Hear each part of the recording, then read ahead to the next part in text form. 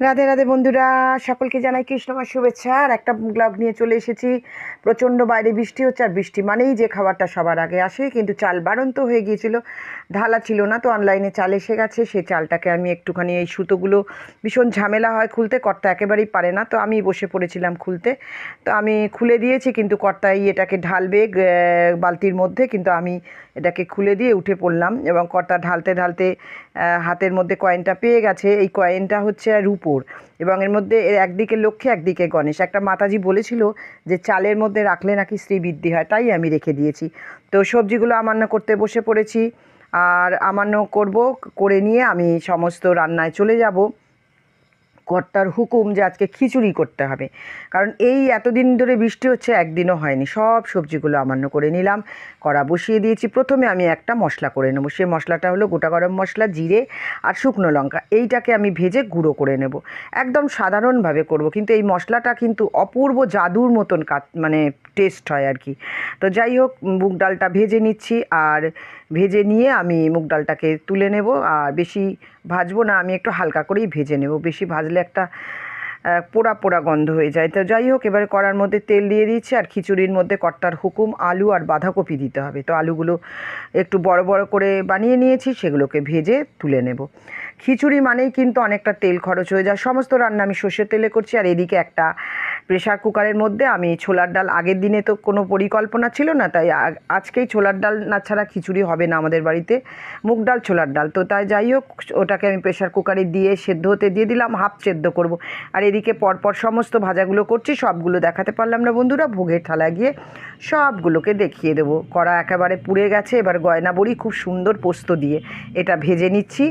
আর এবারে হাঁড়ির মধ্যে জল দিয়ে দিলাম, জলটা গরম হওয়ার জন্য একটু চাপা দিয়ে দিচ্ছি, আর বাকি ভাজিগুলো আমি করে নেবো এদিকে। তা গরম হয়ে গেছে, এবারে এর মধ্যে আমি কুচোনো যে বাঁধাকপিগুলো ছিল সেগুলো দিয়ে দিলাম। আর এই বাঁধাকপিগুলো একটুখানি হাফ সেদ্ধ হয়ে যাক, আর আলুগুলোকেও দিয়ে দিলাম, আলুগুলো তো ভাজাই ছিল। এইবারে আমি ছোলার ডাল আর মুগ ডালটা একসঙ্গে ধুয়ে দিয়ে দিলাম। এবারে এদিকে একটা কড়া বসিয়ে দিয়েছি, এর মধ্যে আমি কিছুটা সর্ষের তেল দিলাম, এবং 2-3 চামচ ঘি দিয়ে দিয়েছি, এর ভেতরে তেজপাতা দিয়ে দিলাম। এবার যে চালটা দিয়ে আমি করব, ওটা ছিল আমার গোবিন্দভোগ চাল, কিন্তু ওই চালটা অনেকক্ষণ ভিজিয়ে রেখেছিলাম। যেভাবে আমরা পোলাওয়ের করার সময় যেভাবে নাড়াচাড়া করি তেল আর ঘিয়ের মধ্যে, ঠিক সেইভাবে আমি চালটাকে নাড়াচাড়া করে নেব। দিয়ে দিলাম আদা বাটা, এবার সব দেব, হলুদ পরিমাণ মতন দিয়ে এবারে এটাকে ভালো করে যেভাবে বললাম পোলাওয়ের চাল ভাজে ওইভাবে ভেজে নেব। একবার করে দেখো বন্ধুরা, দারুণ হয় এইভাবে খিচুড়ি। ওই চাল ডাল একসঙ্গে বসিয়ে দিয়ে করি না আমি। তো জল ওদিকে ফুটছিল, সমস্ত ডাল দিয়ে সেবারে চালটাকে দিয়ে দিলাম। চাল তো আমার ভেজানো ছিল, আর এদিকে কড়াতে ভেজেও নিয়েছি, তো তাড়াতাড়ি হয়ে যাবে। নুন দিয়ে দিলাম, এবার একটুখানি হয়ে এসেছে, একটু চিনি দিয়ে দিলাম, আর ওই ভাজা মশলাটা গুঁড়ো করে প্রথমে যে করেছিলাম ওটা দিয়ে দিলাম। তো খিচুড়ি আমার রেডি হয়ে গেছে। ভগবানের ভোগের থালাটা সাজিয়ে নিয়ে ফিরে আসছি। ভগবানের ভোগের থালা সাজানো হয়ে গেছে, ভগবানকে নিবেদন করা হয়ে গেছে। ছিল গয়না ভুড়ি ভাজা, কুমড়ো ভাজা, আলু ভাজা, কাঁকরোল ভাজা, বেগুন ভাজা, তো এরকম ভাজা ছিল, আর চাটনি ছিল। আর খিচুড়ি মানেই চাটনি দরকার, আর এদিকে খিচুড়ি ছিল। তো তোমরা সকলে ভোগ প্রসাদ দর্শন করো আর ভগবানের কৃপা লাভ করো, কারণ ভোগ দর্শনে দুর্ভোগ কাটে। তো এবার ভগবানকেও একটু দর্শন করে নাও, ভগবানকে দর্শন করবে না তা তো হয় না। ভোগ তো ভগবানের জন্যই। আর এদিকে তুলসী মহারানীও আছে, কিন্তু তুলসী মহারানীকেও দর্শন করো। এবার স্কুল থেকে ফিরে চলে এসেছি, পুরো দুজনের থালাপত্র নিয়ে সাজিয়ে নিয়ে বসে পড়েছি। কেমন হয়েছে সেটা তো আমি নিজে বলতে পারবো না, যে বলবে সে ক্যামেরার সামনে আসতে চায় না, আড়াল থেকেই বলছে ভালো হয়েছে।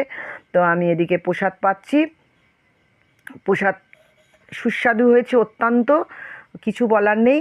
তো আজকের ভিডিওটা আমার এই পর্যন্ত। সকলে ভালো থেকো, দেখা হবে পরবর্তী ভিডিওতে। রাধে রাধে।